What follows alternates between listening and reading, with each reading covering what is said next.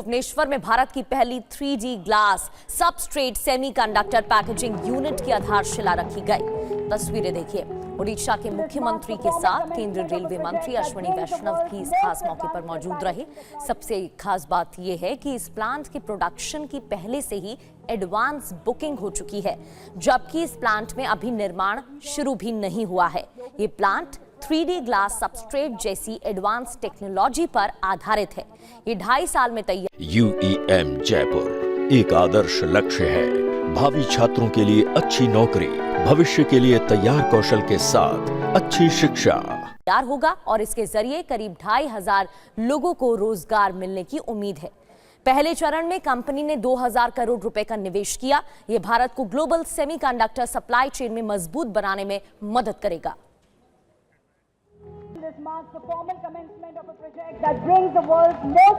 और वहीं केंद्रीय मंत्री अश्विनी वैष्णव ने कहा कि सबसे खास बात यह है कि प्लांट में उत्पादन शुरू होने से पहले ही प्रोडक्शन की एडवांस बुकिंग हो चुकी है। उड़ीसा में सेमीकंडक्टर प्लांट का फाउंडेशन स्टोन ले हुआ है। तो नॉर्मली सिलिकॉन का सबस्ट्रेट होता है चिप्स बनाने में, चिप्स की मैन्युफैक्चरिंग में।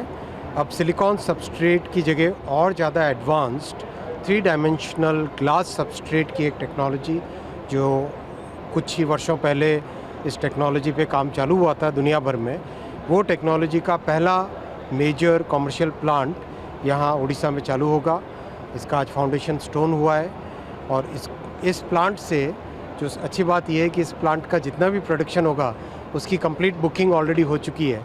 इतना ये एडवांस टेक्नोलॉजी का प्लांट है और जैसे ये प्लांट फर्स्ट फेज़ कंप्लीट होगा, इसका एक सेकंड फेज़ भी, यानी इसकी कैपेसिटी को डबल करने का भी काम हाथ में लिया जाएगा। केंद्रीय रेल मंत्री को आप सुन रहे थे। सीएम मोहन चरण मांझी ने कहा कि ये सेमीकंडक्टर क्षेत्र में देश को आत्मनिर्भर बनाने में एक ऐतिहासिक कदम है। इस परियोजना से हजारों लोगों को रोजगार मिलेगा। सेमीकंडक्टर क्षेत्र में एक नया अध्याय जुड़ गया है।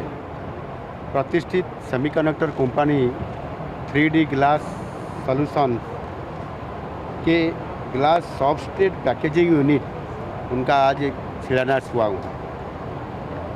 यह ग्लास सबस्ट्रेट पैकेजिंग हमारे देश में पहली बार हो रहा है और इसका निर्माण उड़ीसा में ही होगा।